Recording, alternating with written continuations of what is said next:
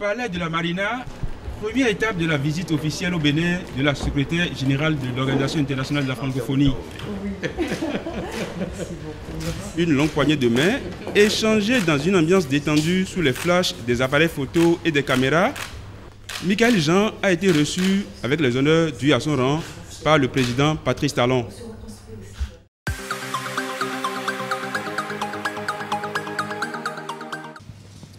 savez, dans certaines circonstances, recevoir chez soi le FMI ou s'y rendre n'est pas une gloire. Mais en ce qui nous concerne, et qui caractérise la présente visite du fonds à Cotonou, Madame la directrice, permettez-moi d'exprimer sans retenue le grand plaisir et la fierté que nous procure la visite du fonds à Cotonou. Monsieur le Président, le moindre qu'on puisse attendre d'un partenaire, c'est qu'il tienne ses promesses.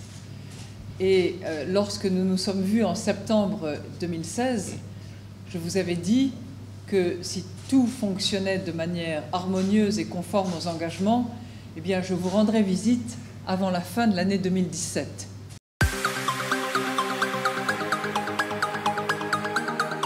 Jeudi 13 juillet, les drapeaux suisses et béninois flottaient au vent au moment où Doris Leuthard effectuait son entrée au palais de la Marina.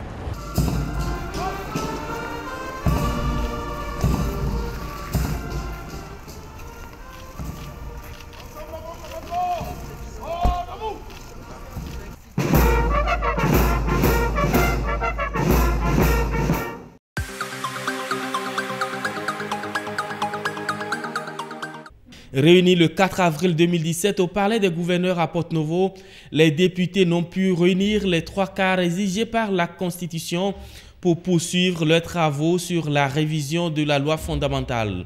60 pour, 22 contre, une abstention, un vote qui marque l'échec du projet gouvernemental qui a suscité beaucoup de remous au sein de la population.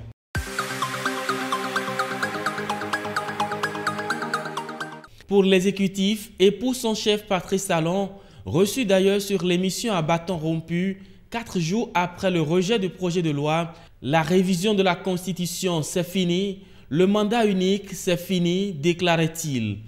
Vous voulez dire, est-ce qu'en 2021, vous pourriez être si nous sommes là, si Dieu nous prête vie, est-ce que je suis fini mon mandat, est-ce que je serai à nouveau candidat à ma propre succession? C'est la question. Oui, pour être plus précis. Oui, c'est votre réponse.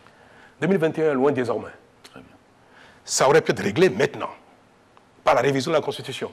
Réglé une fois pour de bon. Ce n'est pas le cas. 2021, loin désormais. En 2021, j'aviserai.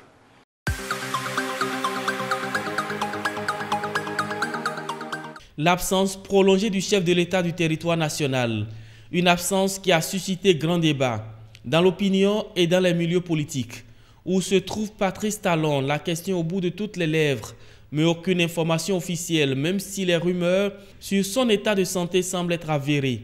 L'information sera rendue officielle par lui-même à travers un communiqué de retour à Cotonou et à l'issue du Conseil des ministres du 19 juin 2017.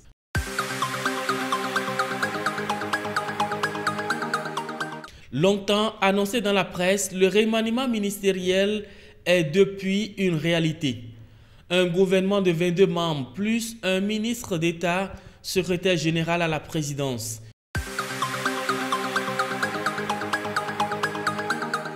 Le vote du budget de l'État exercice 2018.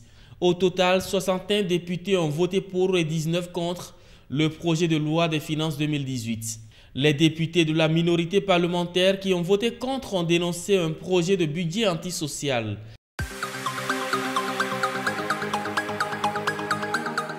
Je voudrais noter que par le passé, c'était 60% du budget financier sur de la dette et 40% sur les ressources propres. Nous avons, dès le collectif déjà, nous avons rééquilibré pour passer à un niveau 55-45. 2017, nous sommes passés à 50-50, 1000 de ressources propres, 1000 de financement. Et 2018, nous avons un budget à 1800 milliards, décomposé à 1100 milliards de ressources propres et 700 de financement. Alors quand vous avez un gouvernement qui a une trajectoire de la sorte, qui contrairement au passé, réussit à faire un équilibre dès 2017 et mieux dès 2018, fait 60% de budget financé sur ressources propres et seulement 40% sur financement, indiquez-moi la trajectoire d'augmentation de la dette.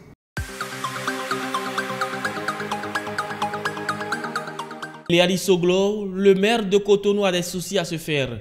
Après plusieurs audits sur sa gestion et son audition devant le préfet le 28 juillet 2017, il est suspendu le même jour par le ministre de la décentralisation. Quelques jours plus tard, il sera révoqué par le Conseil des ministres.